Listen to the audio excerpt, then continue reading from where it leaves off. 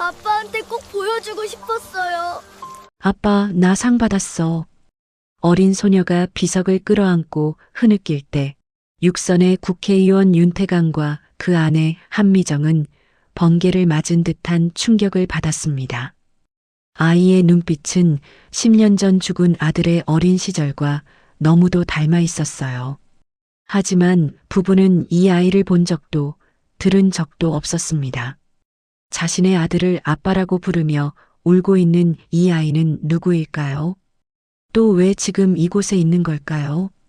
사연 시작 전 구독과 좋아요를 눌러주시고 어디서 듣고 계신지 댓글 남겨주시면 계시는 곳마다 따뜻한 축복이 머물기를 바라겠습니다. 2025년 3월 7일 새벽 5시 아직 어둠이 채 거치지 않은 시간이었습니다. 잔잔하게 내리는 봄비가 묘비들 위로 소리 없이 떨어지고 있었죠. 국회의원 가족 묘역은 평소보다 더욱 고요했습니다.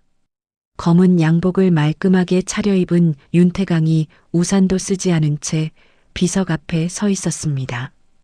68세라는 나이가 무색하게 꼿꼿한 자세였지만 그의 눈빛만은 어딘가 텅 비어 있었어요. 비에 젖은 머리카락이 이마에 달라붙었지만 그는 손을 올려 정리할 생각조차 하지 않았습니다. 서준아. 태강의 입에서 나온 말은 메마른 독백에 가까웠습니다. 감정이라고는 찾아볼 수 없는 건조한 목소리였죠. 잘 지내고 있지. 아빠는 늘 바쁘다. 너도 알잖아. 그의 옆에서 한미정이 조용히 재상을 정리하고 있었습니다. 65세의 그녀는 남편과 달리 눈가가 벌써 붉어져 있었어요. 떨리는 손으로 서준이 생전에 좋아했던 음식들을 하나하나 상에 올려놓았습니다. 갓 지은 흰 쌀밥, 미역국, 잡채, 그리고 서준이 어릴 때부터 유독 좋아했던 계란말이까지. 재상 한편에는 서준의 영정사진이 놓여 있었습니다. 28에 찍은 마지막 생일 사진이었죠. 창백하지만 여전히 따뜻한 미소를 짓고 있는 아들의 모습에 미정은 또다시 눈물이 차올랐습니다. 오늘로 정확히 10년. 서준이 떠난 지 벌써 10년이 흘렀습니다. 미정이 향해 불을 붙이려다 멈췄습니다. 멀리서 희미하게 아이의 울음소리가 들려왔거든요. 아빠. 바람에 실려온 목소리는 분명 어린아이의 것이었습니다. 아빠, 나 상 받았어. 선생님이 제일 잘했대. 태강과 미정이 동시에 고개를 돌렸습니다. 새벽의 어스름 속에서 작은 실루엣이 보였어요. 한 아이가 간절한 목소리로 말하고 있었습니다. 아빠, 나 한 번만 안아줘. 한 번만. 아이의 목소리가 점점 더 애절해졌습니다. 울음이 섞인 그 목소리에는 절박함이 묻어났죠. 태강의 얼굴이 굳어졌습니다. 처음엔 분노가 치밀어 올랐어요. 도대체 누가 남의 가족 묘에서 이런 장난을. 그는 성큼성큼 아이에게 다가갔습니다. 하지만 가까이 갈수록 그의 발걸음이 느려졌죠. 아이의 모습이 점점 선명해졌기 때문입니다. 9살 정도로 보이는 여자아이였습니다. 낡은 운동화는 진흙투성이었고 얇은 카디건은 비에 흠뻑 젖어 있었어요. 한 손에는 꼭 쥔 상장과 금빛 메달이 들려 있었습니다. 긴 머리는 빗질도 제대로 안 된 채 어깨 위로 흘러내렸죠. 그런데 이상했습니다. 아이가 고개를 들어 태강을 바라보는 순간 그는 숨이 멎는 듯한 기분을 느꼈어요. 그 눈매가, 그 입모양이, 심지어 눈물 흘리는 모습까지도 누군가를 닮아 있었습니다. 죄송해요. 아이가 겁에 질린 목소리로 말했습니다. 다신 안 올게요. 정말 죄송해요. 하리는 일어나 도망치려 했습니다. 하지만 진흙에 미끄러져 그만 넘어지고 말았어요. 무릎이 땅에 부딪히는 둔탁한 소리가 났습니다. 아! 작은 비명과 함께 아이의 손에서 상장과 메달이 떨어졌습니다. 진흙 속으로 말이에요. 미정이 본능적으로 달려갔습니다. 마치 오래전 어린 서준이 넘어졌을 때처럼 망설임 없이 아이를 부축했죠. 괜찮니? 어디 다친 데는 없고? 미정은 주머니에서 손수건을 꺼내 아이의 무릎에 묻은 진흙을 닦아주었습니다. 찢어진 바지 사이로 까진 무릎에서 피가 조금 배어나왔어요. 아프지? 잠깐만, 할머니가 약 있는지 볼게. 미정이 가방을 뒤지는 동안 태강은 땅에 떨어진 상장과 메달을 주워 들었습니다. 빗물에 젖었지만 글씨는 선명했죠. 제37회 전국 초등학생 수학 경시대회. 최우수상 윤아린. 태강이 그 이름을 읽는 순간 묘한 감정이 스쳤습니다. 같은 성씨라는 우연이 단순한 우연으로만 느껴지지 않았어요. 할인이구나. 미정이 부드럽게 말했습니다. 반창고를 아이의 무릎에 붙여주면서 그녀는 아이의 얼굴을 자세히 들여다보았죠. 그리고 심장이 쿵 내려앉는 것을 느꼈습니다. 그 눈빛이, 그 콧날이, 심지어 입술을 깨무는 버릇까지도 모든 것이 서준을 빼닮아 있었어요. 마치 시간을 거슬러 어린 시절의 서준을 보는 것 같았습니다. 혼자 왔니? 미정의 물음에 할인이 고개를 끄덕였습니다. 네. 아빠 보러 왔어요. 아빠가 여기에? 할인이 비석을 가리켰습니다. 윤서준이라는 이름이 새겨진 비석을. 엄마가 그랬어요. 아빠는 하늘나라에 있지만 여기 오면 만날 수 있다고. 그래서 상 받을 때마다 와요. 아빠가 기뻐할까봐. 태강의 손이 미세하게 떨렸습니다. 이 아이가 왜 서준의 묘를 찾아왔을까? 도대체 무슨 연유로? 엄마는 어디 있니? 엄마도 하늘나라에 갔어요. 작년에. 할인의 목소리가 작아졌습니다. 교통사고였어요. 비 오는 날이었는데 차가 엄마를 치고 도망갔어요. 미정이 숨을 들이켰습니다. 태강은 표정을 감추려 고개를 돌렸죠. 지금은 어디서 사니? 아름 보육원이요. 할인이 일어서려 했지만 다리에 힘이 없었습니다. 미정이 아이를 부축했어요. 비도 많이 맞았네. 감기 걸리겠다. 미정이 자신의 외투를 벗어 아이의 어깨에 둘렀습니다. 태강은 여전히 상장과 메달을 들고 서 있었죠. 이거 가져가야지. 태강이 어색하게 상장과 메달을 할인에게 건넸습니다. 하지만 할인은 고개를 저었어요. 아빠한테 주고 싶어요. 제가 열심히 공부했다는 걸 보여주고 싶어서. 그 말에 태강은 할 말을 잃었습니다. 이 아이는 대체 누구일까? 왜 서준을 아빠라고 부르는 걸까? 우리가 차로 데려다 줄게. 미정이 말했습니다. 혼자 가기엔 너무 멀잖아. 할인이 망설였습니다. 낯선 사람들이었으니까요. 하지만 미정의 따뜻한 눈빛에 마음이 놓였는지 작게 고개를 끄덕였습니다. 묘지를 내려오는 차 안은 침묵으로 가득했습니다. 태강은 운전을 하면서도 계속 백미러로 뒷좌석을 힐끔거렸어요. 미정의 외투를 뒤집어 쓴 채 졸고 있는 할인의 모습이 자꾸만 눈에 들어왔습니다. 미정은 아이의 손을 잡고 있었습니다. 작고 차가운 손이었죠. 그런데 이상하게도 서준의 어린 시절 손을 잡던 기억이 겹쳐졌어요. 똑같이 작고 똑같이 여렸던 그 손. 아름 보육원에 도착했을 때 할인이 잠에서 깼습니다. 감사해요. 아이가 차에서 내리며 인사했습니다.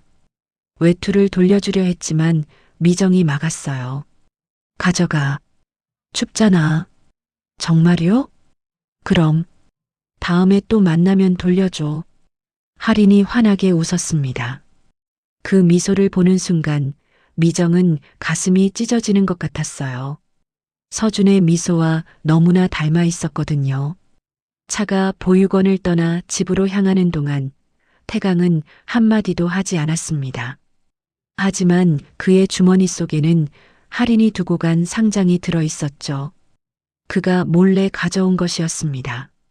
집에 도착한 태강은 곧장 서재로 들어갔습니다. 책상 위에 상장을 올려놓고 한참을 바라보았어요. 윤아린 같은 성씨, 서준을 아빠라고 부르는 아이, 그리고 무엇보다 서준을 빼닮은 그 얼굴.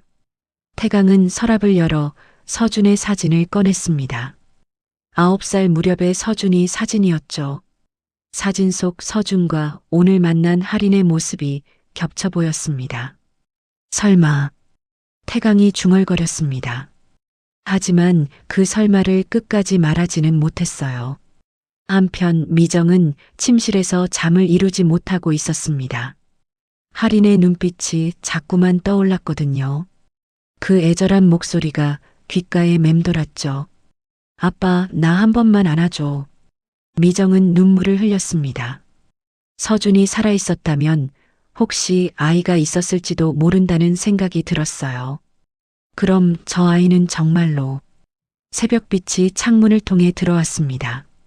비는 어느새 그쳤지만 미정과 태강의 마음속에는 오히려 더 큰 폭풍이 몰아치기 시작했습니다. 그날 밤 미정은 잠을 이룰 수 없었습니다. 할인이라는 아이의 얼굴이 자꾸만 떠올랐어요. 비석을 끌어안고 울던 그 모습이 가슴을 짓누르듯 아팠습니다. 미정은 침대에서 일어나 창가로 걸어갔죠. 밤하늘의 별들을 보며 30년 전의 기억 속으로 빠져들었습니다. 1986년 봄이었습니다. 28살의 미정은 또다시 병원 침대에 누워 있었어요. 벌써 세 번째 유산이었습니다. 하얀 천장을 멍하니 바라보는 그녀의 눈에서 눈물이 흘러내렸죠. 소리 없이 그저 조용히 흘러내리는 눈물이었습니다.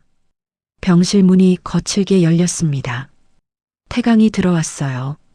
31살의 그는 이미 차기 국회의원 후보로 거론되고 있었죠.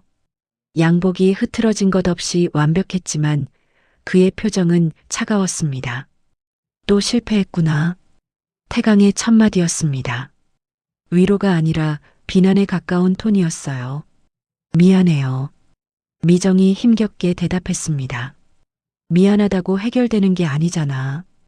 우리 집안에서 대가 끊기면 어쩔 거야. 아버지가 뭐라고 하시는지 알아? 태강은 병실 의자에 앉지도 않고 서서 말했습니다. 마치 업무 보고를 받듯이 차갑게요. 후계자가 없으면 정치고 뭐고 할 수도 없잖아. 후원의 사람들도 다들 수군거려. 애도 못 낳는 집안이라고. 미정의 가슴이 찢어지는 것 같았습니다. 자신도 아이를 갖고 싶었어요. 누구보다 간절히 원했죠. 하지만 뱃속에서 자꾸만 아이들이 떠나갔습니다. 한 번만 더 해보자. 태강이 명령조로 말했습니다. 이번엔 다른 병원으로 옮겨. 돈이 얼마가 들든 최고 의료진으로. 그렇게 또다시 시험관 시술이 시작되었습니다. 매일 맞는 호르몬 주사에 미정의 몸은 점점 부풀어 올랐어요. 감정 기복도 심해졌죠. 하지만 태강은 관심이 없었습니다. 그는 선거 준비로 바빴고 집에는 일주일에 한두 번 정도만 들어왔어요. 1986년 겨울, 기적이 일어났습니다. 임신이 된 겁니다. 그것도 안정기를 무사히 넘겼어요. 미정은 매일매일 배를 쓰다듬으며 기도했죠. 제발 무사히 태어나줘. 엄마가 지켜줄게. 임신 8개월째, 미정은 조산 위염으로 입원했습니다. 절대 안정이 필요했어요. 그런데 태강은 한 번도 병문안을 오지 않았습니다. 선거가 코앞이라는 이유였죠. 1987년 9월 15일 새벽 3시, 서준이 태어났습니다.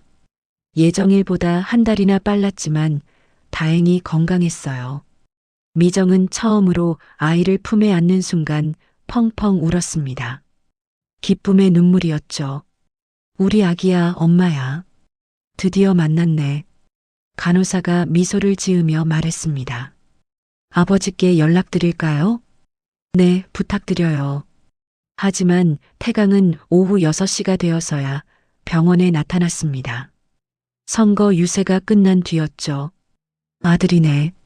태강은 아이를 안아보지도 않고 그렇게만 말했습니다. 잘 키워. 우리 집안 후계자니까. 그것이 전부였어요. 축하도 고맙다는 말도 없었습니다. 서준이 2살이 되던 해부터 이상한 증상이 나타나기 시작했습니다. 갑자기 고열이 나고 온몸에 붉은 반점이 생겼어요. 병원을 전전했지만 정확한 병명을 찾기 어려웠죠. 결국 대학병원에서 희귀자가 면역질환이라는 진단을 받았습니다. 평생 관리가 필요한 병입니다. 의사의 선고에 미정은 무너져 내렸어요. 하지만 곧 마음을 다잡았습니다. 아들을 위해서라면 무엇이든 할 수 있었으니까요. 매일 6시에 일어나 서준의 약을 챙겼습니다. 면역력이 약한 아이를 위해 집안을 완벽하게 소독했어요. 특별한 식단표를 짜고 직접 요리했죠. 민간요법이 좋다는 소문이 들리면 전국 어디든 찾아갔습니다. 엄마, 나 또 아파? 5살 서준이 열이 나는 이마를 짚으며 물었습니다. 괜찮아. 엄마가 있잖아. 한 번만 더 버텨줘. 미정은 아이의 손을 꼭 잡고 밤을 새웠어요. 태강은 그날도 집에 없었습니다. 정치 자금 모금 행사가 있다며 제주도로 갔거든요. 서준이 8살이 되던 1995년, 미정은 남편의 외도를 눈치채기 시작했습니다. 밤늦게 들어온 태강의 셔츠에서 여자 향수 냄새가 났어요. 양복 주머니에서 모르는 여자 이름이 적힌 명함이 나왔죠.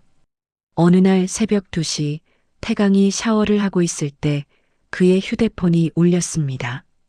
미정이 무심코 화면을 봤는데 모르는 여자 이름이 떠 있었어요. 여보, 전화 왔어요. 미정이 화장실 문 앞에서 말했습니다. 끊어. 태강이 날카롭게 소리쳤어요. 그 반응에 미정은 확신했습니다. 남편에게 다른 여자가 있다는 것을. 며칠 후 미정은 남편의 차에서 호텔 키카드를 발견했습니다. 뒷좌석 틈에 끼어 있던 것이었죠. 그리고 트렁크에서는 피가 묻은 셔츠를 찾았어요. 싸운 흔적이 역력했습니다.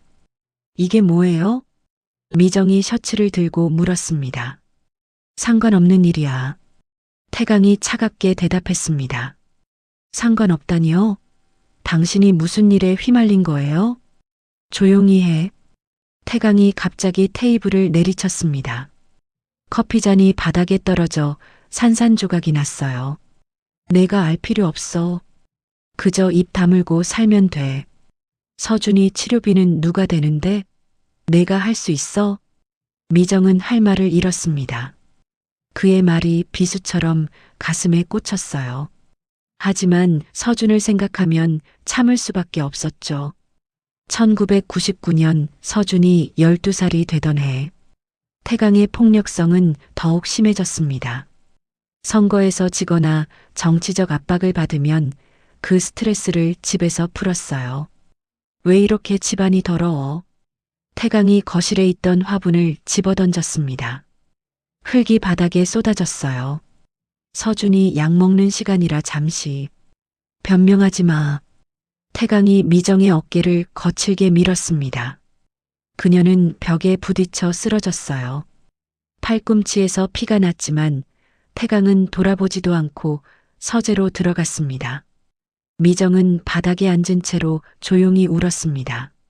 서준이 2층에서 자고 있었기에 소리내어 울 수도 없었어요.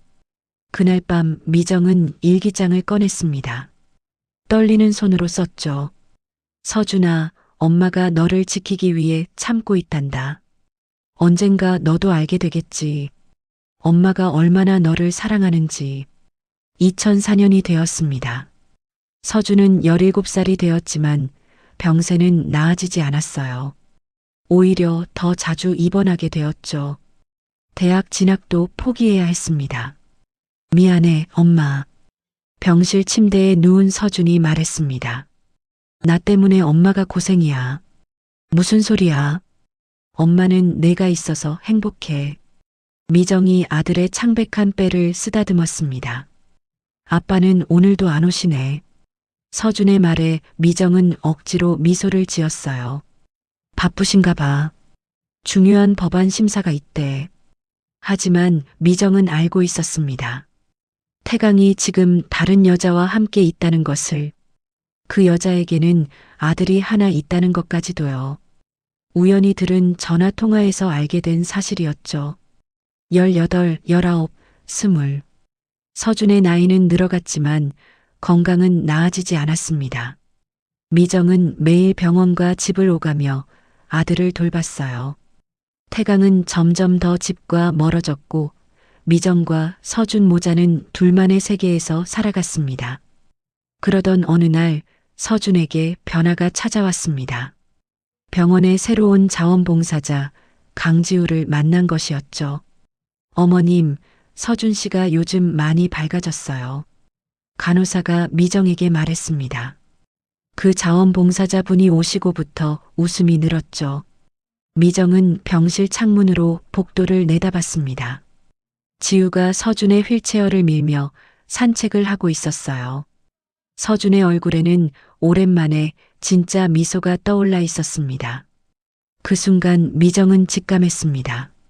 아들이 사랑에 빠졌다는 것을, 그리고 또 다른 시련이 시작될 거라는 것을요. 2014년 4월 12일 대학병원 5층 특실. 28살의 서준은 또다시 병실에 입원해 있었습니다.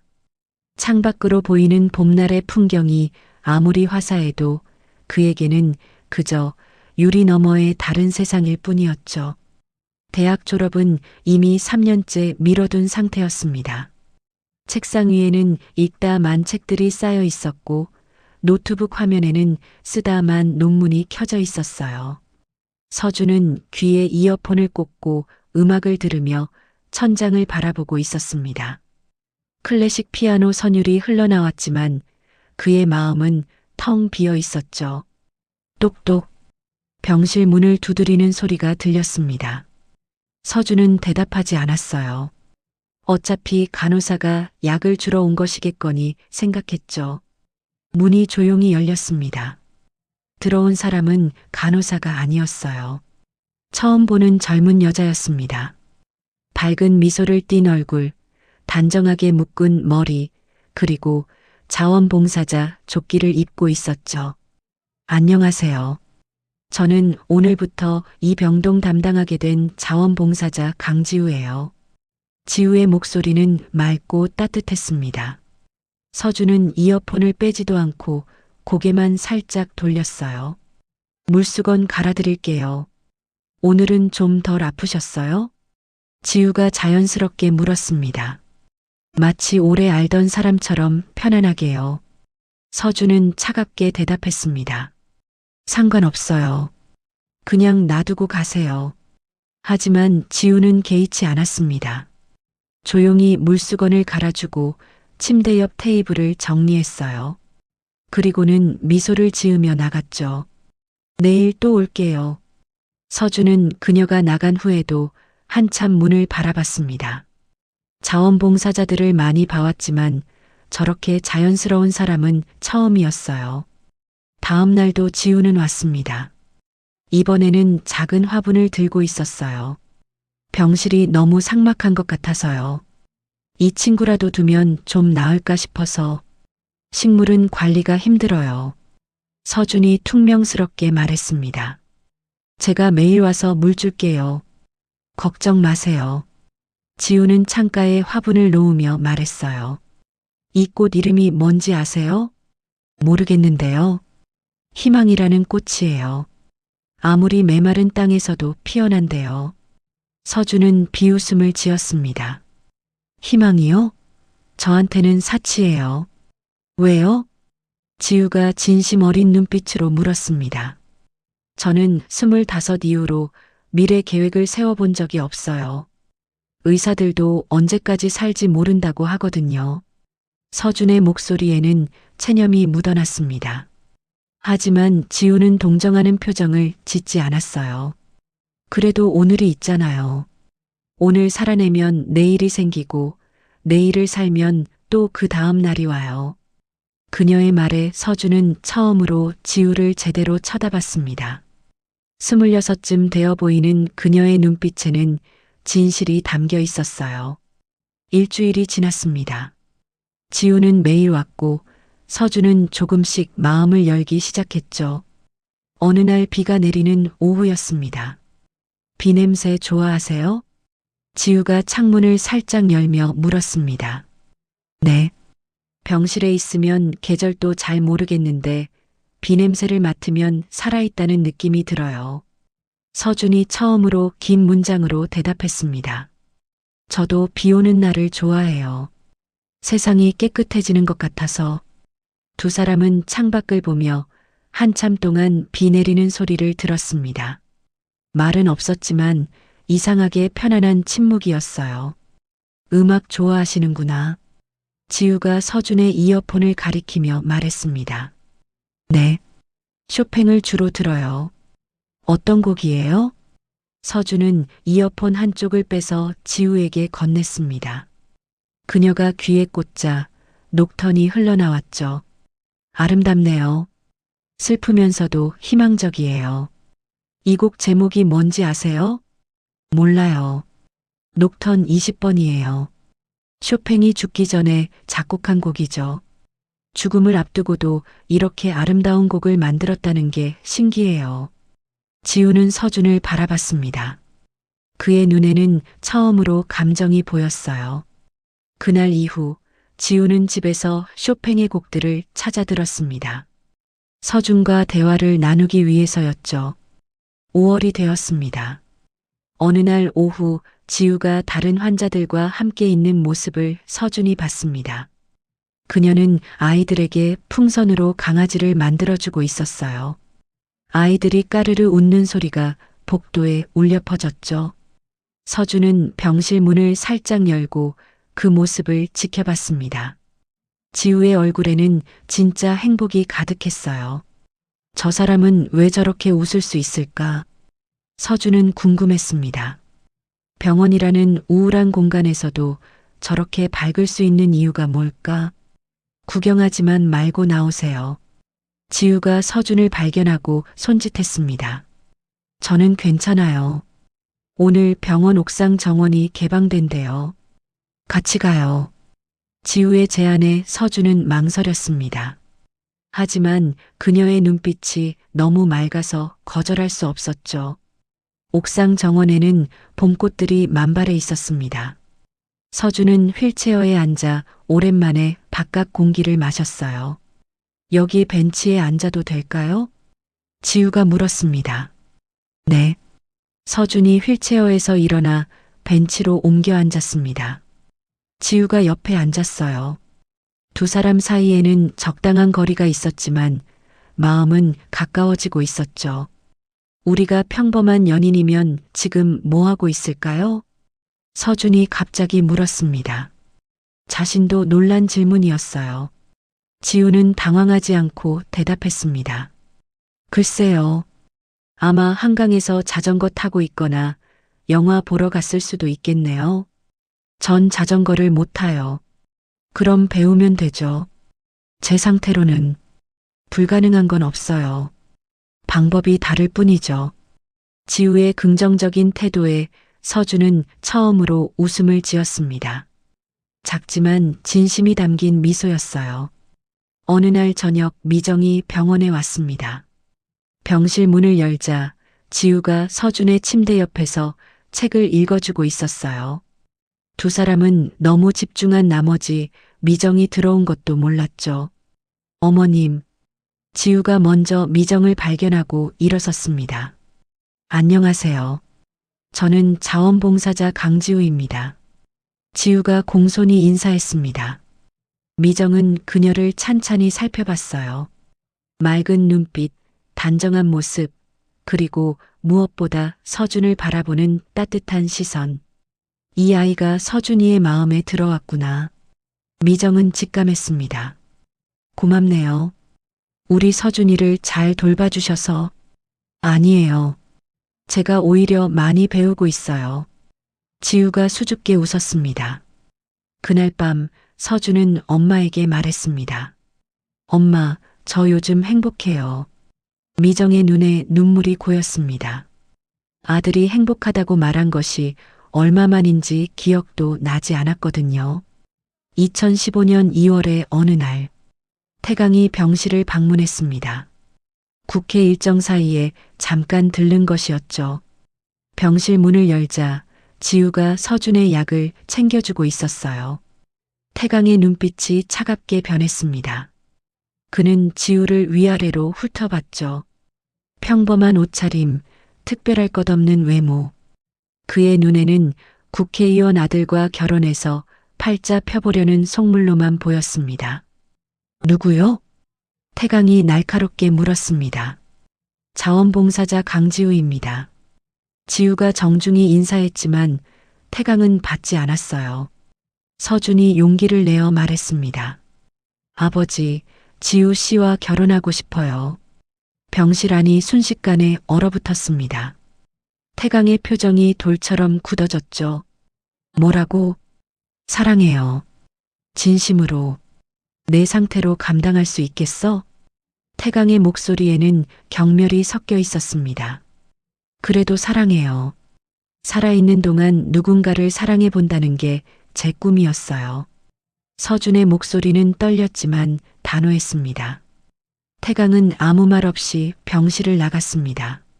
문을 나서며 미정에게 낮은 목소리로 말했죠. 저런 애한테 마음 주지 못하게 해. 우리 집안 문제 만들지 마. 미정은 남편의 뒷모습을 바라보다가 병실 안을 들여다봤습니다. 지우가 서준의 손을 잡고 있었어요. 두 사람의 눈에는 눈물이 고여 있었지만 서로를 바라보는 시선은 흔들림이 없었습니다. 미정은 조용히 문을 닫았습니다. 아들이 처음으로 하고 싶어 하는 것이었어요. 사랑이라는 것을. 2015년 2월 15일 의원회관 근처의 한 카페. 태강은 검은 양복을 입고 창가 자리에 앉아 있었습니다. 그의 옆에는 비서실장이 서 있었죠. 카페 입구로 지우가 들어왔어요. 낡은 가방을 메고 긴장한 표정이 역력했습니다. 앉으세요. 태강의 목소리는 얼음장처럼 차가웠습니다. 지우가 조심스럽게 의자에 앉았어요. 커피라도 드릴까요? 괜찮습니다. 지우가 고개를 저었습니다. 손이 미세하게 떨리고 있었지만 그녀는 태강의 눈을 똑바로 바라봤어요. 단도직입적으로 말하겠소. 태강이 손가락을 테이블 위에서 톡톡 두드렸습니다. 그의 눈빛은 날카로웠죠. 우리 집안은 당신이 감당할 수 있는 수준이 아니오. 국회의원 집안이 어떤 곳인지 알기나 하오. 알고 있습니다. 그럼 더 쉽겠군. 서준이는 오래 살지 못할 수도 있소. 의사들도 장담 못하는 상황이오. 당신 인생을 망치지 말고 물러나시오. 태강의 말 한마디 한마디가 비수처럼 날아왔습니다. 하지만 지우는 흔들리지 않았어요. 전서준 씨와 함께 있는 지금이 제 인생에서 가장 소중한 시간입니다. 감상적인 소리 말고 현실을 보시오. 태강이 가방에서 두꺼운 봉투를 꺼내 테이블 위에 올려놓았습니다. 돈이 든 봉투였죠. 이 돈으로 새 삶을 시작하시오. 지금이라도 그만두면. 지우의 얼굴이 붉어졌습니다. 모욕감이 치밀어 올랐지만 그녀는 침착함을 잃지 않았어요. 죄송하지만 전 돈 때문에 서준 씨를 만나는 게 아닙니다. 그럼 뭐요? 사랑?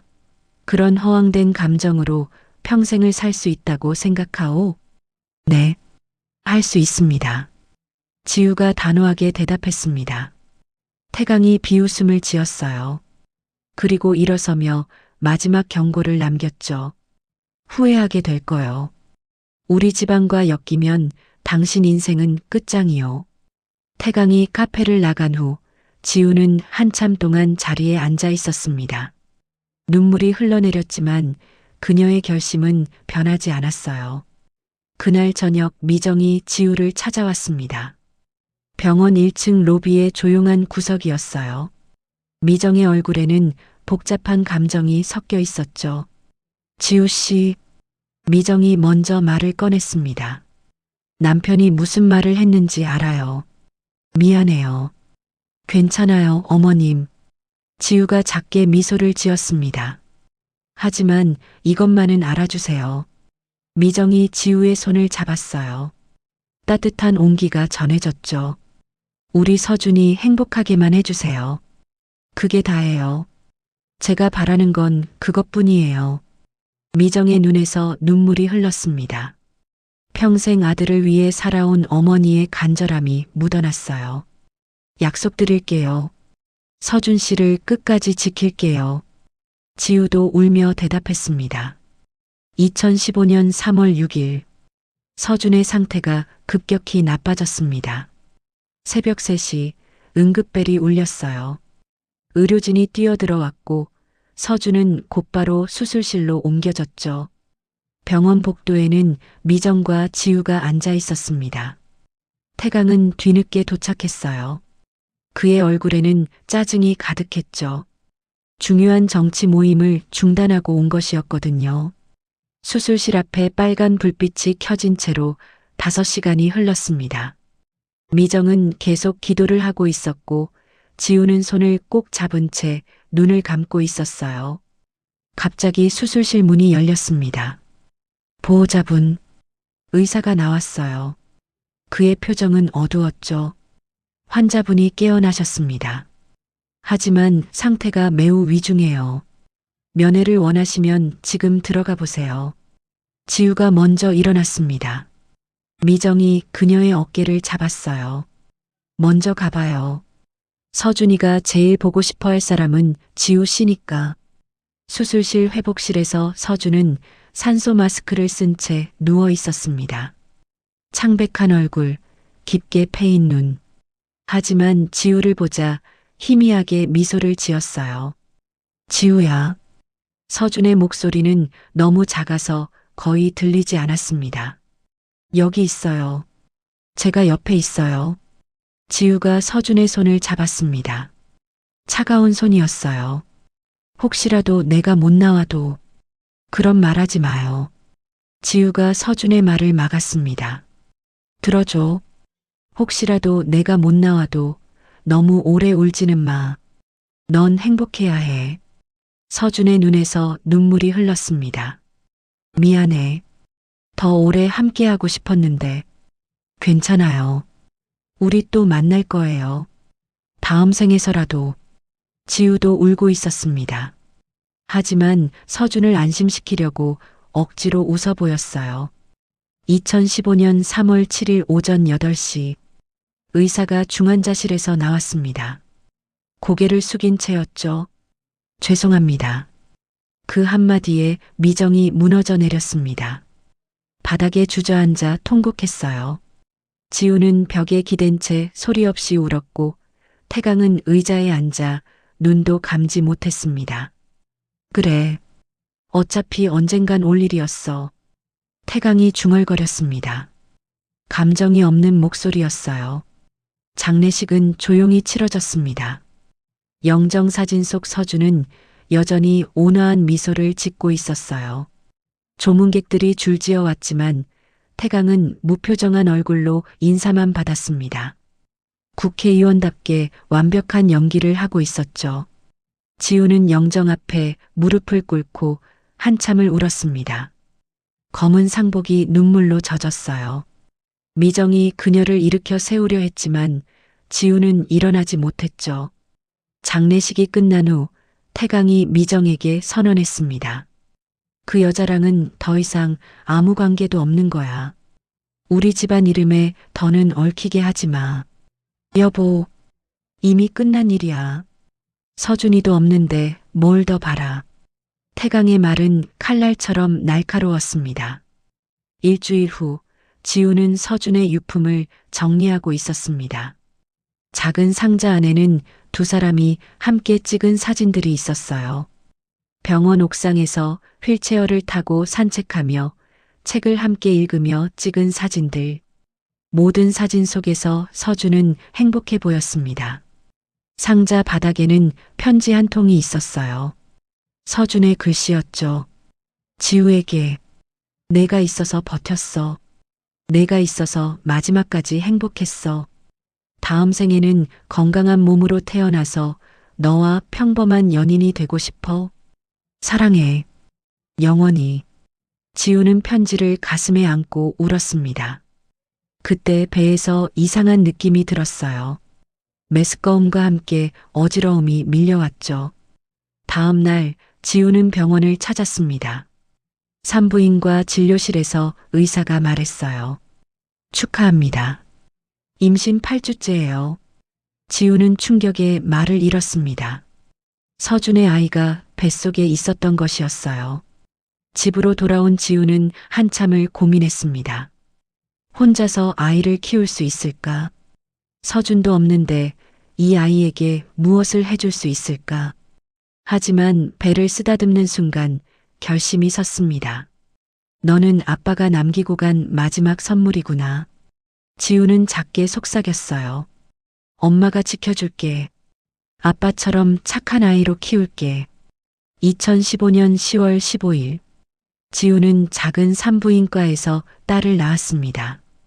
혼자였어요. 가족도 친구도 없이 홀로 진통을 견뎠죠. 아기가 태어나자마자 울음을 터뜨렸습니다.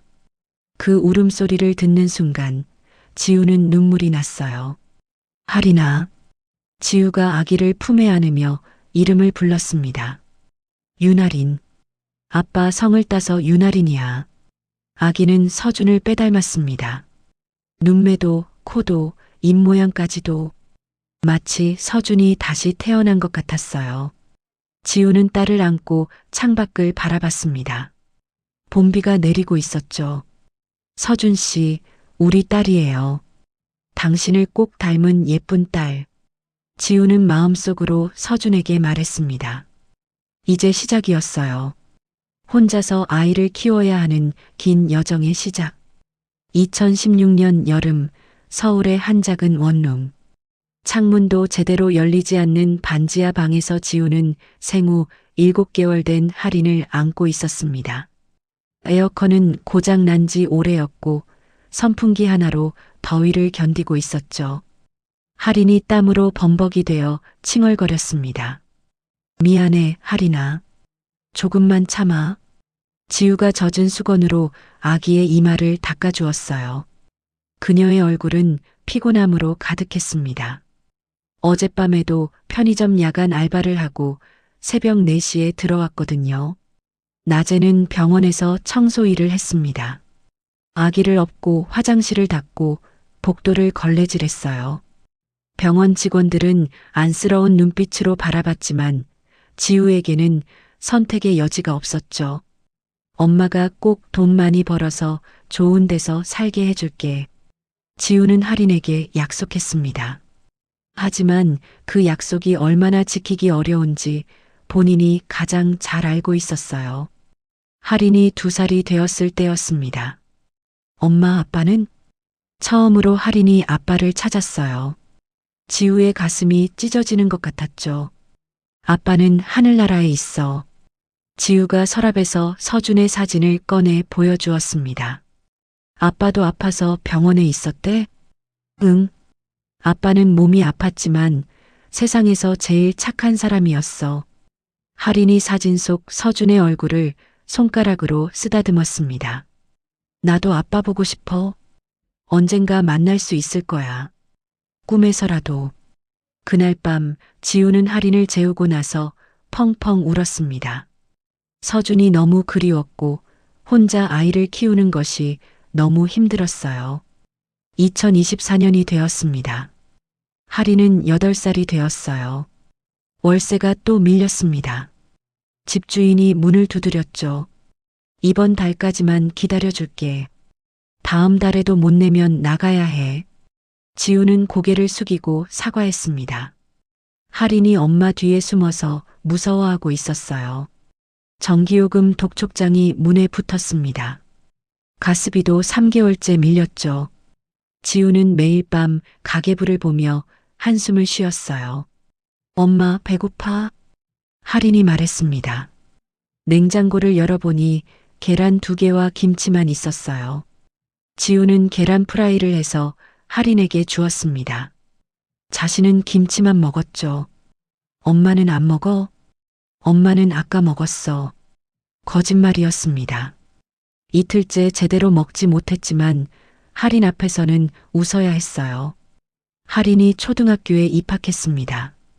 중고가게에서 산 가방과 헌 교복을 입고 학교에 갔어요. 다른 아이들은 새 물건들로 가득했지만 할인은 불평하지 않았습니다. 담임 선생님이 지우를 불렀어요. 할인이가 정말 똑똑해요. 수학을 특히 잘하더라고요. 그래요? 학원이라도 보내시면 더 잘할 것 같은데. 지우는 쓴웃음을 지었습니다. 학원비를 낼 형편이 안 되었거든요. 집에 돌아와서 지우는 중고 책방에서 산 수학 문제집을 할인에게 주었습니다. 우리 할인이는 머리가 좋네. 이거 풀어볼래? 할인은 신나서 문제를 풀기 시작했어요. 지우는 모르는 문제가 나오면 인터넷 카페에 가서 검색해서 가르쳐 주었죠. 그해 학교에서 수학 경시대회가 있었습니다. 할인이 1등을 했어요. 엄마, 나 상 받았어. 할인이 상장을 들고 뛰어왔습니다. 정말? 우리 딸 대단하네. 지우가 할인을 꼭 안았어요. 상금이 있었는데 5만 원이었죠. 지우는 그 돈으로 할인이 좋아하는 치킨을 사주었습니다. 엄마 덕분이야. 엄마가 가르쳐 줬잖아. 할인의 말에 지우는 눈물이 났어요. 아이가 너무 착해서, 너무 의젓해서 오히려 마음이 아팠죠. 지우는 건강이 나빠지기 시작했습니다. 과로 때문이었어요. 하루에 16시간씩 일을 하니 몸이 버티지 못했죠. 어느 날 새벽 지우가 편의점에서 쓰러졌습니다. 병원에 실려갔지만 입원할 돈이 없어서 링거만 맞고 퇴원했어요. 엄마, 아프지 마. 할인이 엄마의 손을 잡고 울었습니다. 괜찮아. 엄마는 튼튼해. 지우가 억지로 웃으며 말했지만 얼굴은 창백했어요. 할인이가 있으니까 버틴다. 지우는 매일 이 말을 되뇌며 일어났습니다. 2024년 6월 15일 전국 초등 수학 경시대회가 열렸습니다. 할인이 참가했어요. 학원도 안 다니고 독학으로 준비했는데 놀랍게도 금상을 받았죠. 시상식장에서 할인이 상을 받는 모습을 보며 지우는 펑펑 울었습니다. 자랑스러웠고 대견했어요. 엄마, 울지 마. 할인이 상장과 메달을 들고 엄마에게 달려왔습니다. 이거 엄마 거야. 엄마가 나 가르쳐 줬잖아. 아니야, 내가 잘해서 받은 거야. 두 사람은 서로를 꼭 안았습니다. 가난했지만 그 순간만큼은 세상에서 가장 행복했어요. 2024년 7월 20일 비 오는 밤. 지우는 야간 근무를 마치고 집으로 돌아가고 있었습니다. 11시가 넘은 시간이었죠. 비가 많이 와서 우산을 썼지만 바람에 자꾸 뒤집어졌어요. 신호등이 없는 골목길이었습니다. 평소에도 위험한 곳이었는데 비 오는 밤이라 더욱 어두웠죠. 갑자기 빠른 속도로 달려오는 차가 나타났습니다. 헤드라이트가 눈을 찔렀어요. 지우는 피하려 했지만 이미 늦었죠. 쿵! 둔탁한 소리와 함께 지우의 몸이 공중으로 떠올랐습니다. 그리고 아스팔트 바닥에 떨어졌어요. 빗물과 피가 섞여 흘렀죠. 차는 잠시 멈췄다가 다시 속도를 내며 사라졌습니다. 운전자의 얼굴은 어둠에 가려져 보이지 않았어요. 엄마. 멀리서 할인의 목소리가 들렸습니다. 엄마를 마중 나온 것이었죠. 할인은 쓰러진 엄마를 보고 달려왔어요. 그리고 도망가는 차를 봤습니다.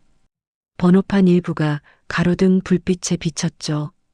그리고 운전석 창문으로 보인 남자의 옆모습. 할인은 그 순간을 뇌리에 새겼습니다. 엄마, 일어나. 제발. 할인이 울부짖었지만 지우는 대답이 없었어요. 구급차가 왔습니다. 경찰도 왔죠. 하지만 이미 늦었어요. 아저씨가 엄마 치고 도망갔어요. 번호판에 3785가 있었어요. 할인이 경찰에게 말했지만 경찰은 고개를 저었습니다. 잘못 본 거일 수도 있어. 비도 많이 오고 어두웠잖아. 아니에요. 제가 똑똑히 봤어요. 하지만 아무도 9살 아이의 말을 믿어주지 않았습니다. 2024년 7월 25일, 지우의 장례식은 조촐하게 치러졌습니다. 조문객도 거의 없었어요. 화장을 하고 유골함은 작은 납골당에 안치되었죠. 할인은 혼자가 되었습니다. 사회복지사가 와서 할인을 데려갔어요. 이제 여기가 할인이 집이야. 아름 보육원의 원장이 말했습니다. 싫어요. 집에 갈래요. 엄마 기다려야 해요. 할인이 울며 저항했지만 소용없었어요. 그리고 그 아저씨 얼굴 기억해요. 꼭 찾을 거예요. 할인의 눈에는 분노가 담겨 있었습니다. 9살 아이의 눈이 아니었어요. 보육원 첫날 밤, 할인은 창밖을 보며 중얼거렸습니다. 아빠, 엄마 지켜주세요. 그리고 나쁜 아저씨 잡아주세요. 빗소리만이 그녀의 기도에 대답하는 것 같았습니다. 지우가 사고를 당하던 날 밤, 윤아준의 손은 심하게 떨리고 있었습니다. 스포츠카의 핸들을 잡은 채 골목길 끝에 멈춰 서 있었죠. 백미러로 뒤를 돌아봤습니다. 비에 젖은 도로 위에 누군가 쓰러져 있는 게 희미하게 보였어요. 휴대폰을 꺼내 떨리는 손가락으로 번호를 눌렀습니다. 신호음이 3번 울린 후 전화가 연결되었죠. 형, 큰일 났어요. 하준의 목소리는 공포로 가득했습니다. 술 냄새가 전화기 너머로도 전해지는 것 같았어요. 무슨 일이야? 전화를 받은 사람은 태강의 비서실장이었습니다. 사람을 친 것 같아요. 비가 너무 많이 와서 잘 안 보였는데. 지금 어디야? 강북 쪽. 정확한 주소는 모르겠어요. 비서실장이 한숨을 쉬었습니다. 움직이지 말고 거기 있어. 내가 처리할 테니까. 전화를 끄는 비서실장은 곧바로 태강에게 전화를 걸었습니다. 같은 시각 윤태강의 집 서재. 태강은 서류를 검토하고 있었습니다. 휴대폰이 울리자 눈살을 찌푸렸어요. 이 시간에 전화가 오는 건 좋은 일이 아니었거든요. 무슨 일이야? 비서실장의 목소리가 들렸습니다. 의원님, 하준 도련님이 사고를 쳤습니다. 태강의 얼굴이 순간 굳어졌어요. 펜을 내려놓고 의자에 깊숙이 기댔습니다. 자세히 말해. 음주운전 상태에서 사람을 친 것 같습니다. 뺑소니입니다. 태강의 머릿속이 빠르게 돌아가기 시작했습니다. 상황을 한 번에 파악했어요. 가해자는 자신의 혼외자 아들. 음주운전의 뺑소니. 이게 언론에 알려지면 정치 생명은 끝이었죠. 피해자는 아직 확인 중입니다. 하지만 목격자가 있을 가능성이 있습니다. 아이가 있었다는데. 태강이 주먹을 쥐었습니다.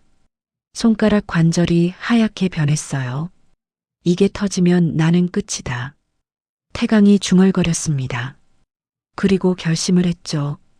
이 사건을 덮기로 경찰청 김 국장한테 연락해. 그리고 검찰 쪽도 손을 써. 병원장한테도 전화해야겠어. 태강이 지시를 내리기 시작했습니다. 그의 목소리는 차갑고 계산적이었어요. 복도에서 물을 가지러 내려온 미정이 서재 문 앞에서 멈췄습니다. 문이 살짝 열려 있었고 남편의 목소리가 들렸어요. 무단횡단 교통사고로 처리해. 가해 차량은 추적 불가, 목격자 진술은 불안정하다고 정리해. 미정의 얼굴이 창백해졌습니다. 남편이 무슨 일을 하고 있는지 직감했어요. 애가 뭐라 떠들어도 트라우마로 인한 착각이라고 하면 돼. 이 말을 듣는 순간 미정은 손이 떨리기 시작했습니다. 휴대폰을 꺼내 녹음 버튼을 눌렀어요. 손가락이 떨려서 몇 번이나 실수를 했지만 결국 녹음을 시작했죠. 새벽 2시 경찰서 상황실에 전화가 왔습니다. 뺑소니 사고 현장 처리 관련해서 위에서 지시가 내려왔습니다. 당직 형사가 고개를 갸웃거렸어요. 위에서요? 새벽에? 그냥 시키는 대로 해. 괜히 건드렸다가 우리만 피곤해져. 형사는 한숨을 쉬며 보고서를 작성하기 시작했습니다. 펜을 잡은 손이 무거웠어요.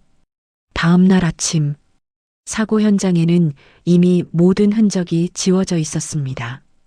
빗물에 씻겨간 것처럼 보이게 만들었죠.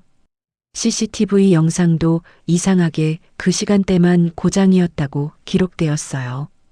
담당 형사가 할인을 만났습니다. 어젯밤에 본 거 다시 얘기해 줄래? 할인이 또박또박 말했어요. 검은색 차였어요. 번호판에 3785가 있었고 운전한 아저씨는 머리가 짧았어요. 형사가 고개를 저었습니다. 어두웠잖아.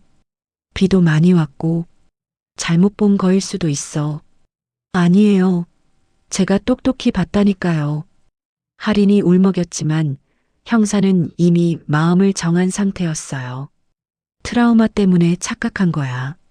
엄마가 돌아가셔서 충격을 받았잖아. 진술서에는 이렇게 적혔습니다. 아이 진술은 신빙성 없음. 일주일 후 태강의 서재. 태강은 금고를 열고 서류 뭉치를 넣고 있었습니다. 사고 관련 서류들이었죠. 그 중에는 윤아준의 신분을 증명하는 서류도 있었어요. 이 일은 우리 가족을 지키기 위한 선택이다. 태강이 혼잣말을 했습니다. 자기 합리화였죠. 금고 문을 닫는 순간 미정이 서재로 들어왔습니다. 여보, 뭐 하세요? 아무것도 아니야. 태강이 차갑게 대답했습니다. 미정은 남편의 표정을 살폈어요. 평소와 다름없어 보였지만 그녀는 알고 있었죠. 남편이 끔찍한 일을 저질렀다는 것을. 그날 밤 미정은 침실에서 홀로 앉아 있었습니다. 창밖으로 비가 내리고 있었어요. 마치 그날 밤처럼. 미정은 자신이 녹음한 파일을 다시 들어봤습니다. 남편의 차가운 목소리가 흘러나왔죠. 애가 뭐라 떠들어도 트라우마로 인한 착각이라고 하면 돼. 미정의 눈에서 눈물이 흘렀습니다. 어디선가 한 엄마가 죽었고 한 아이가 고아가 되었어요. 그리고 남편은 그것을 덮었죠. 과거의 기억이 떠올랐습니다. 자신의 유산들, 서준의 죽음, 그리고 이제 또 다른 엄마와 아이의 파괴. 언제까지 입을 다물고 살아야 하지? 미정이 자문했습니다. 하지만 답은 없었어요. 며칠 후 미정은 우연히 남편의 서재에 들어갔습니다. 책상 위에 메모 하나가 놓여 있었어요. 하준이라는 이름과 전화번호가 적혀 있었죠. 그리고 그 옆에는 사진이 하나 있었습니다. 젊은 남자의 사진이었어요. 미정은 직감했습니다. 이 남자가 그날 밤 사고를 낸 사람이라는 것을, 그리고 남편의 혼외자라는 것을. 서랍을 열어보니 더 많은 서류가 있었습니다. 하준의 출생증명서, 양육비 송금 내역, 그리고 여러 차례의 사고 기록들. 미정의 손이 떨렸습니다. 남편이 얼마나 많은 것을 숨기고 있었는지 이제야 알게 된 것이었어요. 휴대폰으로 서류들을 찍었습니다. 하나하나 빠짐없이. 언젠가 이것들이 필요할 거라는 예감이 들었거든요. 사모님? 갑자기 뒤에서 목소리가 들렸습니다. 비서실장이었어요. 아, 책 찾으러 왔어요. 미정이 침착하게 대답했습니다. 비서실장은 의심스러운 눈빛으로 미정을 바라봤지만 아무 말도 하지 않았어요. 미정이 서재를 나온 후 비서실장은 태강에게 전화를 걸었습니다. 의원님, 사모님께서 서재에 다녀가셨습니다. 뭘 하던가? 책을 찾는다고 하셨는데. 좀 수상했습니다. 태강의 목소리가 차가워졌어요. 감시해. 그리고 혹시 모르니 금고 비밀번호도 받고. 그날 이후로 미정은 더욱 조심스럽게 행동했습니다. 하지만 그녀의 마음속에는 이미 결심이 서 있었어요. 언젠가 이 모든 진실을 밝히겠다는 결심이었죠. 경찰서 증거보관실. 한 형사가 할인의 진술서를 다시 읽고 있었습니다. 그의 표정은 어두웠어요. 이게 맞는 건가? 그가 중얼거렸습니다. 아이의 진술은 구체적이었고 일관성이 있었어요. 하지만 위에서는 무시하라고 했죠. 형사는 진술서를 복사해서 개인 서랍에 넣었습니다. 언젠가 이것이 필요할지도 모른다고 생각했어요. 미안하다, 꼬마야. 형사가 작게 중얼거렸습니다. 정의는 때로 권력 앞에서 무력했어요. 하지만 진실은 언젠가 밝혀지게 마련이었죠. 2024년 10월 15일 가을 오후, 미정은 남편 몰래 차를 몰고 나왔습니다. 운전대를 잡은 손이 미세하게 떨렸어요. 석 달 전 그날 밤 남편의 통화를 엿들은 이후로 그녀는 한 가지 생각에 사로잡혀 있었죠. 사고로 엄마를 잃은 그 아이가 어디에 있을까? 아름 보육원 앞에 차를 세웠습니다. 건물은 낡았지만 깨끗하게 관리되고 있었어요. 현관문 위에는 아이들이 그린 무지개 그림이 걸려 있었죠. 미정은 가방에서 서류를 꺼내 확인했습니다. 지역 아동 후원 신청서였어요. 명목상으로는 자선 활동이었지만 그녀의 진짜 목적은 달랐죠. 원장실 문을 두드렸습니다. 어서 오세요. 한미정 여사님이시죠? 원장이 밝게 웃으며 맞이했습니다. 50대 중반의 따뜻한 인상을 가진 여성이었어요. 네, 안녕하세요. 미정이 조심스럽게 인사했습니다. 우리 보육원에 관심 가져주셔서 정말 감사해요. 아이들이 기다리고 있습니다. 원장의 안내를 받아 복도를 걸었습니다. 벽에는 아이들의 그림과 상장들이 빼곡히 걸려 있었어요. 놀이방 문을 열자 20명 남짓한 아이들이 줄지어 서 있었습니다. 안녕하세요. 아이들이 큰 소리로 인사했어요. 미정은 어색하게 손을 흔들며 미소를 지었죠. 그때 그녀의 시선이 한 곳에 멈췄습니다. 구석에서 혼자 책을 읽고 있는 아이가 있었어요. 다른 아이들과 떨어져 있는 그 모습이 왠지 익숙했습니다. 저 아이는 왜 혼자 있죠? 미정이 원장에게 물었습니다. 아, 할인이요. 넉 달 전에 들어온 아이예요. 엄마를 교통사고로 잃었거든요. 미정의 가슴이 쿵 내려앉았습니다. 교통사고, 넉 달 전. 시기가 정확히 맞았어요. 불쌍한 아이죠. 아빠는 기록이 없고 엄마 혼자 키우다가. 원장이 한숨을 쉬며 말을 이었습니다. 가끔 이상한 말을 해요. 엄마를 친 아저씨를 봤다고 그 사람을 꼭 찾을 거라고요. 미정의 손이 떨렸습니다. 가방을 꼭 쥐어 감정을 감췄어요. 제가 그 아이와 이야기를 나눠봐도 될까요? 물론이죠. 미정이 천천히 할인에게 다가갔습니다. 가까이 갈수록 심장이 빨리 뛰었어요. 아이의 옆모습이 점점 선명해졌죠. 그 순간 할인이 고개를 들었습니다. 미정은 숨이 멎는 것 같았어요. 그 눈빛, 그 콧날, 그 인매. 모든 것이 서준을 닮아 있었습니다. 아니, 서준 그 자체였어요. 안녕? 미정이 떨리는 목소리로 인사했습니다. 할인은 조용히 고개를 숙였어요. 말은 하지 않았지만 경계하는 눈빛은 아니었죠. 뭘 읽고 있니? 수학 문제집이요. 할인의 대답은 짧았지만 또렷했습니다. 수학을 좋아하는구나. 네. 엄마가 가르쳐줬어요. 엄마라는 단어에 할인의 목소리가 작아졌습니다. 미정의 마음이 아팠어요. 이름이 뭐니? 유나린이요. 유나린. 그 이름을 듣는 순간 미정의 심장이 크게 뛰었습니다. 같은 성씨, 우연일까요? 아니면 윤아린, 예쁜 이름이네. 미정이 손을 떨며 할인의 머리를 쓰다듬으려 했습니다. 할인은 피하지 않았어요. 오히려 미정을 올려다봤죠. 그 눈빛을 보는 순간 미정은 확신했습니다. 이 아이는 서준의 딸이었어요. 그 누가 뭐라 해도 틀릴 수 없는 직감이었죠. 첫 만남 이후 미정은 일주일에 두세 번씩 보육원을 찾았습니다. 처음에는 전체 아이들을 위한 간식을 가져왔어요. 하지만 점점 할인에게만 신경을 쓰게 되었죠. 할머니, 또 오셨어요? 할인이 처음으로 먼저 말을 걸었습니다. 응, 보고 싶어서. 미정이 따뜻하게 대답했어요. 두 사람은 보육원 뒷마당을 함께 산책했습니다. 낙엽이 바스락거리는 소리가 들렸어요. 할머니는 손자나 손녀 없으세요? 할인이 갑작스럽게 물었습니다. 미정은 대답을 못했어요. 목구멍이 막힌 것 같았죠. 눈물이 차올랐습니다.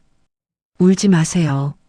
할인이 주머니에서 휴지를 꺼내 미정에게 건넸어요. 고마워. 미정이 휴지를 받으며 할인의 손을 잡았습니다. 작고 따뜻한 손이었어요. 11월의 어느 날, 미정은 큰 결심을 했습니다. 할인의 유전자 검사를 하기로 한 것이었죠. 할인아, 머리 좀 묶어줄까? 미정이 머리끈을 들고 물었습니다. 네. 할인이 순순히 등을 돌려 앉았어요. 미정은 머리를 묶어주면서 몰래 머리카락 몇 가닥을 뽑았습니다. 비닐봉지에 조심스럽게 넣었죠. 또 다른 날에는 할인이 마신 종이컵을 챙겼습니다. 입술이 닿은 부분이 중요했어요. 유전자 검사 기관에 샘플을 보냈습니다. 가명을 사용했고 결과는 우편으로 받기로 했어요. 일주일 후 결과가 도착했습니다. 미정은 떨리는 손으로 봉투를 뜯었어요. 서류를 펼치자 마지막 줄이 눈에 들어왔습니다. 친자 확률 99.99%. 미정은 그 자리에 주저앉았습니다. 벽을 붙잡지 않으면 쓰러질 것 같았어요. 할인이가 정말 서준이의 딸이었구나. 눈물이 쏟아졌습니다. 기쁨과 슬픔이 뒤섞인 복잡한 감정이었어요. 그날 밤 미정은 서준의 사진을 꺼내봤습니다. 서준아, 내게 딸이 있었구나. 이렇게 예쁜 딸이. 사진 속 서준은 여전히 온화하게 웃고 있었어요. 엄마가 지켜줄게. 이 아이만은 내가 꼭 지킬게. 미정은 결심했습니다. 남편 몰래 할인을 돌볼 방법을 찾기로요. 며칠 후 미정은 원장을 다시 찾았습니다. 할인이를 제가 후원하고 싶어요. 특별히 더 신경 써주고 싶은데. 정말요? 할인이에게는 큰 힘이 될 거예요. 원장이 반가워했습니다. 그리고 혹시 위탁 가정제도가 있나요? 미정이 조심스럽게 물었어요. 네, 있습니다. 하지만 절차가 까다로워요. 특히 할인이 같은 경우는. 왜요? 아이가 엄마 사고에 대해 계속 이야기를 해서요. 심리적으로 불안정하다고 판단될 수 있거든요. 미정은 깊은 한숨을 쉬었습니다. 하지만 포기할 수 없었어요. 제가 아이의 심리 치료도 지원하겠습니다. 그리고 천천히 안정을 찾으면 그때 다시 이야기해 보면 어떨까요? 원장이 고개를 끄덕였습니다. 그게 좋겠네요. 할인이도 할머니를 많이 따르는 것 같아요. 그날부터 미정의 이중 생활이 시작되었습니다. 집에서는 여전히 순종적인 아내 역할을 했어요. 남편의 정치 행사에 참석하고 후원의 모임에 나갔죠. 하지만 남편이 없는 시간에는 몰래 보육원으로 향했습니다. 할인과 함께 시간을 보내고 책을 읽어주고 공부를 가르쳐줬어요. 할머니, 저 수학대회에서 또 상 받았어요. 할인이 상장을 들고 달려왔습니다. 정말? 우리 할인이 대단하네. 미정이 할인을 꼭 안았어요. 따뜻한 체온이 전해졌죠. 할머니한테 보여주고 싶었어요. 제일 먼저 할인의 말에 미정은 또 눈물이 났습니다. 이 아이만은 지켜야 해. 미정은 마음속으로 다짐했습니다. 남편이 저지른 죄악 속에서 이 아이만은 구해내야 한다고요. 하지만 그것이 얼마나 어려운 일인지 미정도 알고 있었습니다. 태강은 절대 진실을 인정하지 않을 거였어요. 그리고 할인이 자신의 손녀라는 사실을 알게 된다면 미정은 두려웠습니다. 하지만 더 이상 물러설 수 없었어요. 2024년 12월 겨울의 시작. 미정은 거실 소파에 앉아 남편을 기다리고 있었습니다.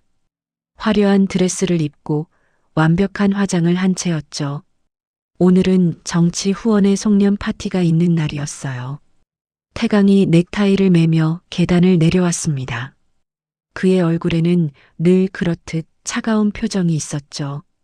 준비됐어? 네, 여보. 미정이 조용히 대답했습니다. 순종적인 아내의 모습이었어요. 파티장에서 미정은 완벽한 미소를 지었습니다. 사람들과 인사를 나누고 남편의 업적을 자랑스럽게 이야기했죠. 아무도 그녀의 진짜 마음을 알지 못했어요. 윤 의원님 부인은 정말 내조를 잘하시는 것 같아요. 한 후원자가 칭찬했습니다. 과찬이세요. 미정이 겸손하게 대답했지만 속으로는 구역질이 났어요. 파티가 끝나고 집으로 돌아온 밤 미정은 침실에서 휴대폰을 꺼냈습니다. 달력 앱을 열어 남편의 일정을 확인했어요. 내일은 지역구 방문으로 하루 종일 집을 비울 예정이었죠. 다음 날 아침 7시 태강이 집을 나서자마자 미정은 행동을 시작했습니다. 먼저 서재로 향했어요. 책상 서랍에서 열쇠 뭉치를 찾아냈죠. 그 중에서 금고 열쇠를 골라냈습니다. 전에 몰래 복제해둔 것이었어요. 손이 떨렸지만 망설이지 않았습니다. 금고가 열렸습니다. 안에는 서류 뭉치가 가득했어요. 뺑소니 사건 보고서, 경찰과 주고받은 메모, 그리고 윤아준 관련 서류들. 미정은 휴대폰으로 모든 서류를 촬영했습니다. 한 장도 빠뜨리지 않고 꼼꼼히 찍었어요. 특히 하준의 신분증명서와 사고 당시 차량 번호가 적힌 메모는 여러 번 확인했죠. 갑자기 현관문 소리가 들렸습니다. 미정의 심장이 멎는 것 같았어요. 급하게 서류를 제자리에 넣고 금고를 잠갔습니다. 서재를 나와 복도로 향했죠.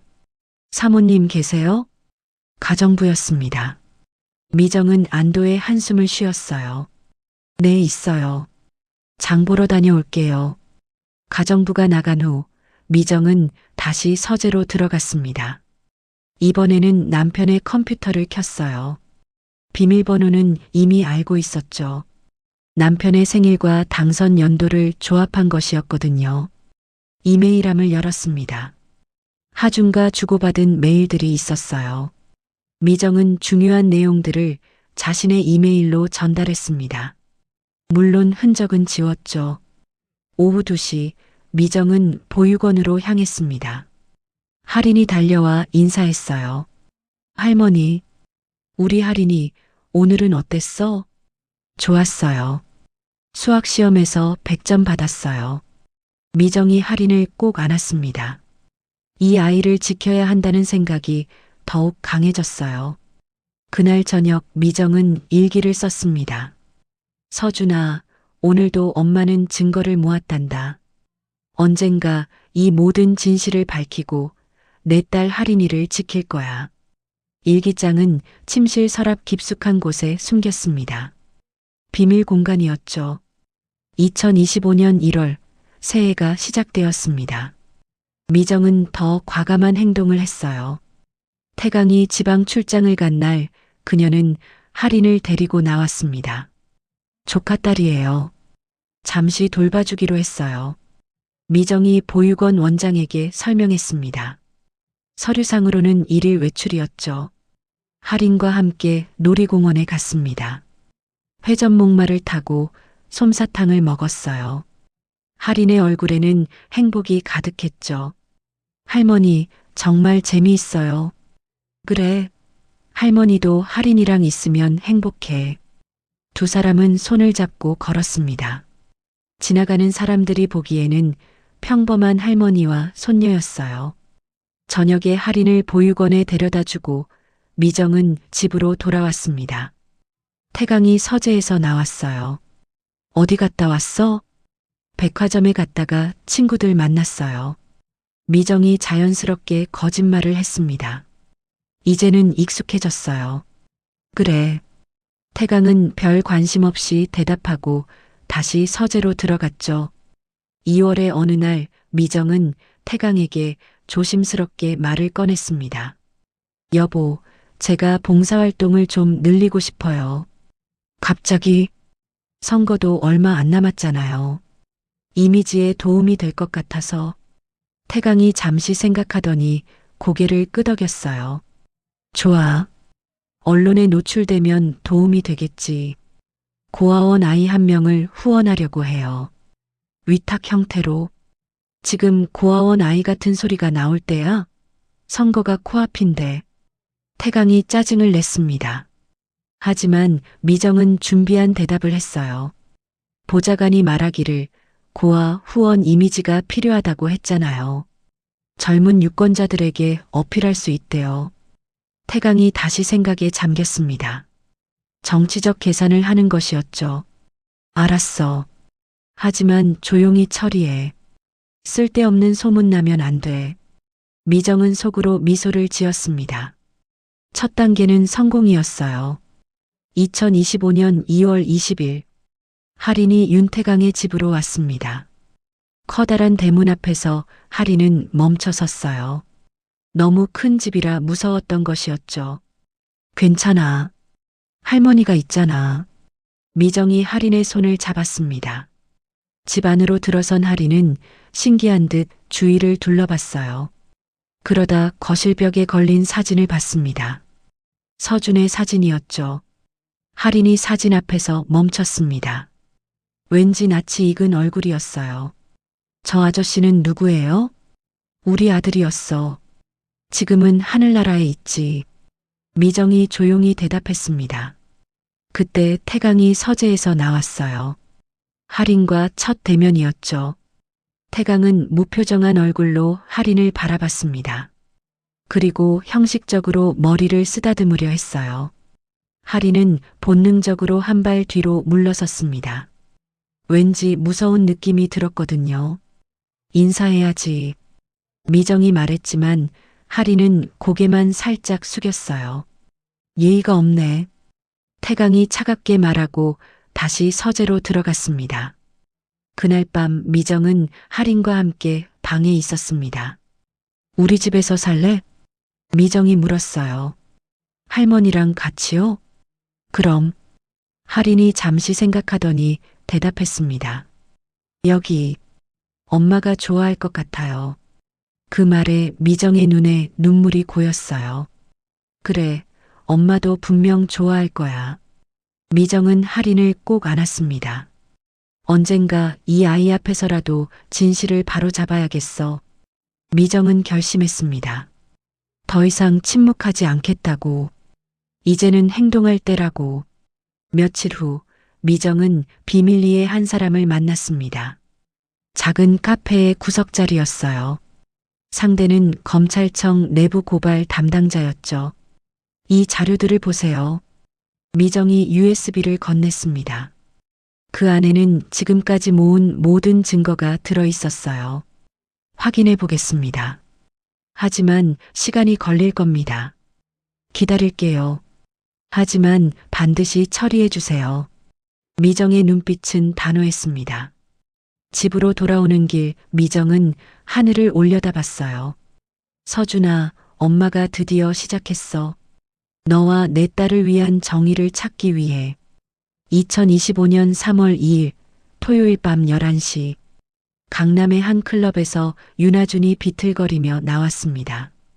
35살이 된 그는 여전히 방탕한 생활을 하고 있었어요. 고급 외제차 열쇠를 꺼내며 주차장으로 향했죠. 하준 씨, 대리 불러드릴까요? 클럽 직원이 걱정스럽게 물었습니다. 필요 없어. 나 운전 잘해. 하준이 혀가 꼬인 목소리로 대답했어요.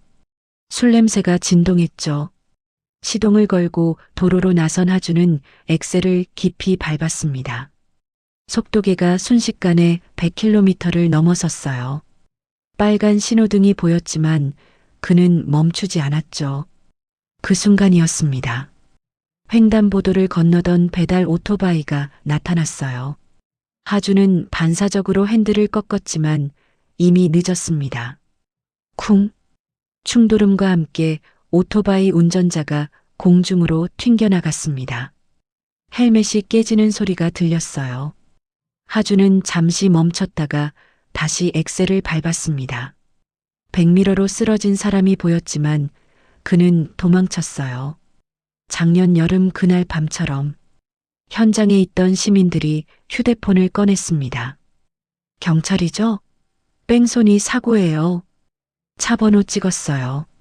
검은색 벤츠였어요. CCTV와 블랙박스 영상이 순식간에 인터넷에 퍼졌습니다. 운전자가 비틀거리는 모습까지 선명하게 찍혀 있었죠. 다음 날 아침 경찰서 또 이상한 지시가 내려왔습니다. 한 형사가 동료에게 속삭였어요. 수사 미적거리라고 번호판까지 다 나왔는데 차량 번호 식별이 불명확하다고 발표하래요. 형사들은 서로를 바라봤습니다. 또다시 권력이 개입한 것이었죠. 피해자 가족이 청와대 국민청원 게시판에 글을 올렸습니다. 우리 아들이 뺑소니로 죽었습니다. 경찰은 수사를 대충 합니다. 차 번호도 다 나왔는데 못 잡는다고 합니다. 도와주세요. 청원에는 하루 만에 10만 명이 동의했어요. 이때 한 취재기자가 등장했습니다. 최도현 36살의 탐사보도 전문기자였죠. 이 사건 뭔가 이상해. 도현이 자료를 검토하며 중얼거렸습니다. 그는 과거 권력형 비리를 여러 번 폭로한 경력이 있었어요. 이번에도 냄새를 맡은 것이었죠. 도현은 사건 자료를 깊이 파기 시작했습니다. 그러다 흥미로운 사실을 발견했어요. 잠깐, 이 보고 양식 어디서 봤는데? 작년 여름 뺑소니 사건 자료를 꺼내봤습니다. 담당 부서, 보고 라인, 서류 양식까지 똑같았어요. 같은 패턴이야. 도현은 확신했습니다. 누군가가 조직적으로 사건을 덮고 있다고. 그때 익명의 이메일이 도착했습니다. 이 사건 위에서 누르는 사람이 있습니다. 예전에도 똑같은 일이 있었어요. 조심해서 파세요. 도현은 더욱 의욕적으로 취재를 시작했습니다. 차량 등록 기록을 추적했어요. 보험사, 정비소, 주유소 기록까지 모두 확인했죠. 그리고 마침내 차량 소유주의 이름을 찾아냈습니다. 윤하준. 윤하준? 윤씨라. 설마. 도현은 국회 쪽 인맥에게 전화를 걸었습니다. 형, 윤태강 의원 알지? 혹시 숨겨둔 아들 있다는 소문 들어본 적 있어? 아, 그거 정치권에서는 공공연한 비밀이야. 혼외자 있다고. 도현의 눈이 반짝였습니다. 특종 냄새가 났어요.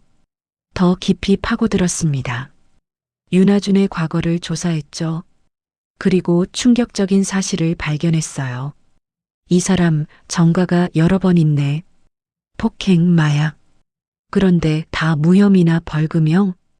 권력의 비호를 받고 있다는 증거였습니다. 도현은 증거를 모았습니다. 차량 블랙박스 원본 영상을 입수했어요. 내부 제보자의 녹취록도 확보했죠. 그리고 가장 결정적인 증거를 얻었습니다. 작년 뺑소니 사건의 진짜 보고서였어요.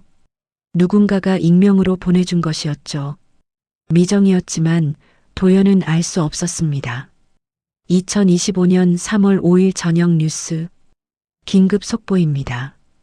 유력 국회의원 윤태강, 혼외자, 아들 윤하준의 음주 뺑소니 의혹.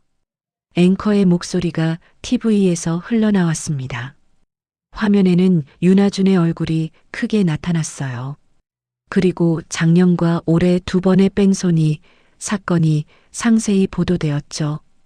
윤하준 씨는 작년에도 비슷한 사건을 일으켰으나 경찰 수사가 중단된 것으로 확인되었습니다. 윤태강의 집 거실. 할인이 TV를 보고 있었습니다.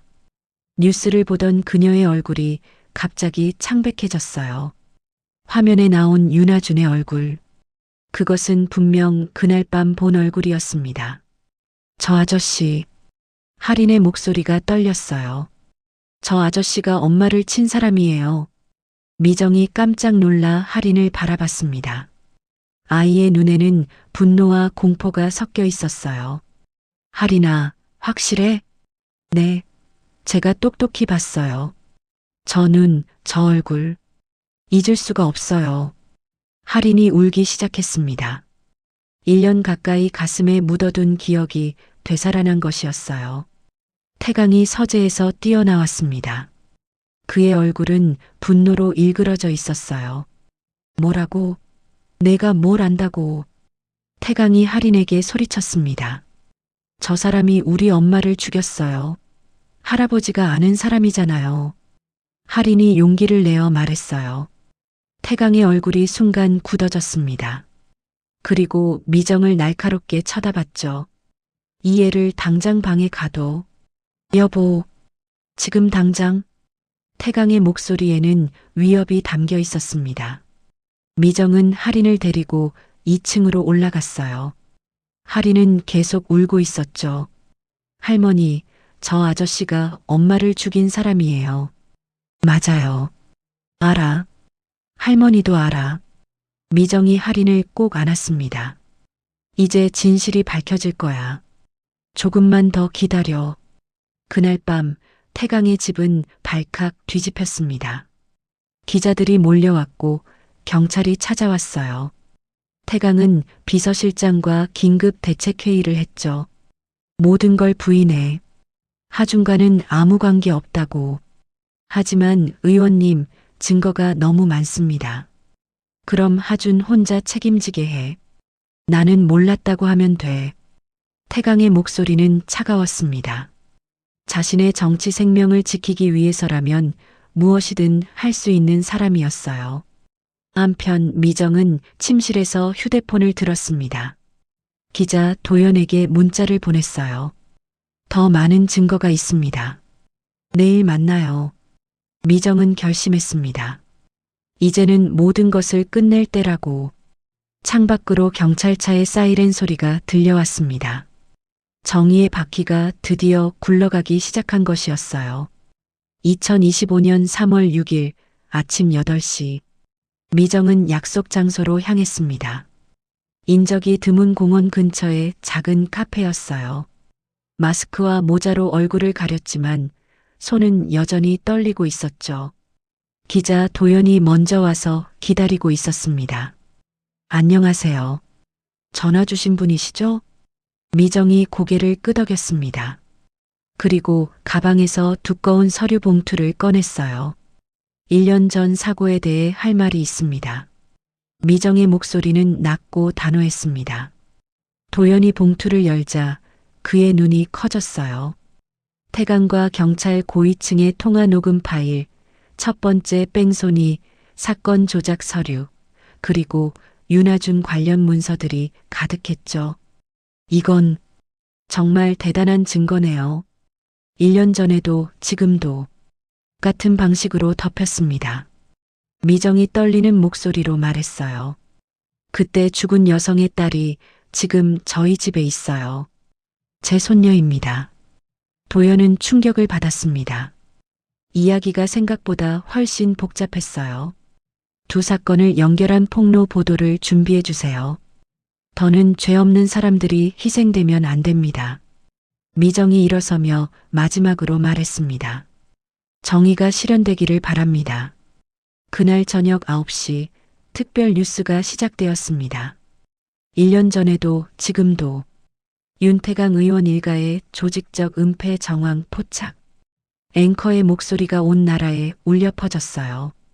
화면에는 증거 자료들이 하나씩 공개되었습니다. 녹음 파일이 재생되었고 조작된 서류가 화면에 떴죠. 시청자들은 충격에 빠졌어요. 국회와 언론은 발칵 뒤집혔습니다.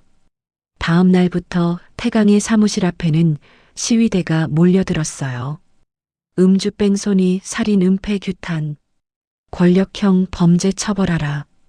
피켓을 든 시민들의 분노가 하늘을 찔렀습니다.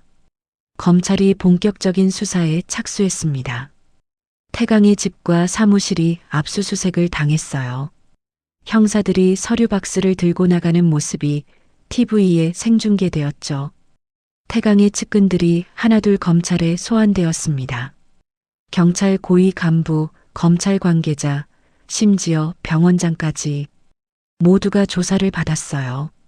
처음에 태강은 완강히 버텼습니다.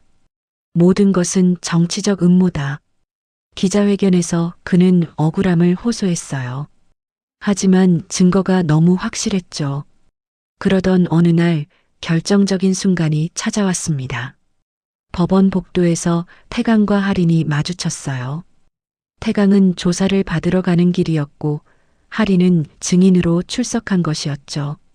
할아버지. 할인이 태강을 불렀습니다. 9살 아이의 맑은 눈에는 눈물이 고여 있었어요. 왜 우리 엄마를 버렸어요? 왜 나쁜 아저씨를 감싸줬어요?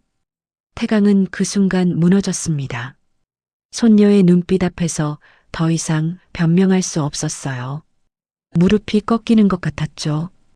2025년 4월 15일 국회 본회의장 앞 태강이 기자회견을 열었습니다. 그의 얼굴은 한 달 사이에 10년은 늙어 보였어요. 모든 것을 인정하겠습니다. 떨리는 목소리로 태강이 말을 시작했습니다. 저는 혼외자의 범죄를 은폐했습니다. 권력을 이용해 무고한 사람들을 희생시켰습니다. 의원직을 사퇴하고 법적 처벌을 받겠습니다. 카메라 플래시가 터졌습니다. 육선 국회의원의 몰락이었어요. 재판이 시작되었습니다. 법정에는 사람들로 가득했어요. 윤하준이 먼저 재판을 받았습니다.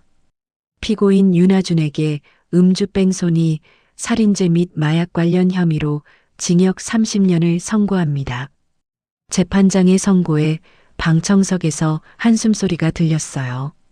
관련자들도 차례로 처벌받았습니다. 경찰 간부들은 직권남용과 증거인멸로, 검찰 관계자들은 직무유기로 실형을 받았죠. 마지막으로 태강의 재판이 있었습니다. 피고인 윤태강에게 권력형 범죄, 직권남용, 증거인멸 교사 등으로 징역 10년을 선고합니다. 법정이 조용해졌습니다.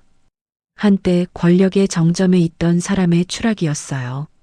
교도소로 향하는 호송차 안에서 태강은 창밖을 바라봤습니다. 모든 것을 잃었지만 이상하게도 마음 한구석이 가벼워진 것 같았어요. 1년 후 교도소 면회실. 미정과 할인이 면회를 왔습니다. 철창 너머로 태강의 모습이 보였어요. 죄수복을 입은 그는 많이 수척해졌지만 눈빛은 예전보다 부드러워져 있었죠. 잘 지내고 있니? 태강이 할인에게 물었습니다. 네, 할아버지. 할인이 작게 대답했어요. 미안하다, 할인아. 정말 미안해. 태강의 눈에서 눈물이 흘렀습니다. 처음으로 진심 어린 사과였어요. 너희가 나를 용서하지 않아도 나는 끝까지 속죄하며 살겠다. 미정이 조용히 말했습니다. 시간이 필요해요. 하지만 할인이도 언젠가는 이해할 거예요. 5년이 지난 2030년. 태강은 모범수로 조기 출소했습니다. 이제 73살이 된 그는 조용한 시골 마을로 내려갔어요. 그곳에서 태강은 교통사고 유가족 모임을 돕기 시작했습니다. 상담 봉사를 하고 법률 지원을 연결해 주었죠. 속죄의 삶이었어요. 하리는 14살이 되었습니다. 중학생이 된 그녀는 여전히 수학을 잘했어요. 하지만 꿈은 바뀌었죠. 저는 의사가 되고 싶어요. 엄마처럼 아픈 사람들을 돕고 싶어요. 미정이 하린의 머리를 쓰다듬었습니다. 좋은 꿈이야. 엄마도 분명 기뻐할 거야. 그리고 약한 사람 편에 서는 사람이 되고 싶어요. 억울한 사람들을 돕고 싶어요. 하린의 눈빛은 단단했습니다. 아픔을 딛고 성장한 아이의 눈이었어요. 미정의 집 거실. 벽에는 액자 하나가 걸려 있었습니다. 서준의 사진, 지우의 사진, 그리고 어린 하린의 사진이 한 프레임에 담겨 있었어요. 미정은 그 사진을 보며 생각했습니다. 이제야 조금은 빚을 갚은 기분이야. 그녀의 얼굴에는 평화가 깃들어 있었어요. 2030년 3월 7일 서준의 기일. 세 사람이 묘소 앞에 섰습니다. 태강, 미정, 그리고 하린.